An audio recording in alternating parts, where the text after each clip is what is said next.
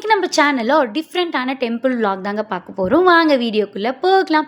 இந்த கோயிலோட பேர் பார்த்திங்கன்னா பெருங்கோட்டுக்காரா ஸ்ரீ விஷ்ணுமாயா குட்டிச்சாத்தான் டெம்பிள் தாங்க. இந்த கோயில் பேர் கேட்டோன்னே ரொம்பவும் டிஃப்ரெண்ட்டாகவும் ரொம்ப ஆசையாகவும் இருந்துச்சு இந்த கோயிலை பார்க்குறதுக்கு.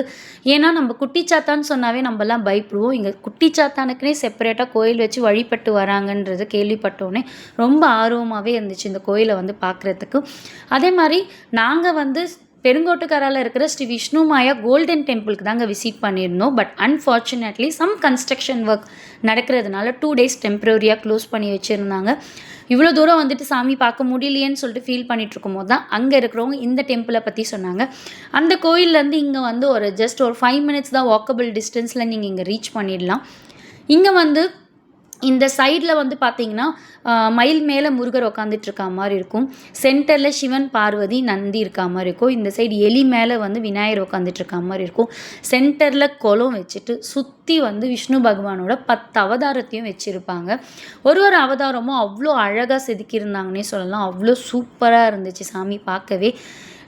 இந்த இடத்துல மூலஸ்தானம்னு பார்த்தீங்கன்னா விஷ்ணு பகவான் தான். சைடில் பார்த்தீங்கன்னா பிளாக் கலரில் ஒரு ஸ்கொயர் ஷேப்பில் கன்ஸ்ட்ரக்ட் பண்ணி வச்சுருக்காங்க. அதுக்குள்ளே தான் குட்டிச்சாத்தான் சாமி இருக்குது. ஸோ நாங்கள் அதை க்ளோஸ் பண்ணி வச்சுருந்ததுனால சைடில் ஒரு கம்பி மாதிரி இருந்துச்சு. அதுக்குள்ளே தான் நாங்களே சாமி பார்த்துட்டு வந்தோம். இந்த கோயிலோட இது என்னென்னா பில்லி சூன்யம் ஏவல் இதெல்லாம் பூஜை பண்ணி நீக்கி விடுறதாகவும் சொல்லப்படுது. பட் நாங்கள் போகும்போது ரொம்ப காமாக ரொம்ப பீஸ்ஃபுல்லாக தான் இருந்துச்சு. ஸோ அது குறிப்பிட்ட டைமில் அந்த மாதிரி பண்ணுறாங்களான்றதும் எங்களுக்கு கிளியராக தெரியல.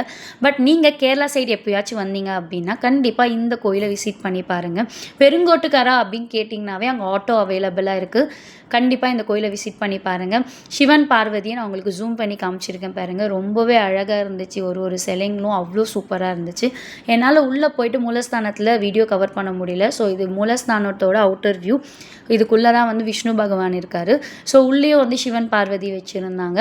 வெளியே வரும்போது யானை இருந்துச்சு. யானைக்கிட்ட எங்களால் ஆசீர்வாதம் தான் வாங்க முடியல. ஏன்னா அங்கே இருந்த ஆள் யாரும் இல்லைன்னு சொல்லிட்டாங்க. ஸோ கண்டிப்பாக இந்த கோயிலை விசிட் பண்ணி பாருங்கள். டாடா பாய்.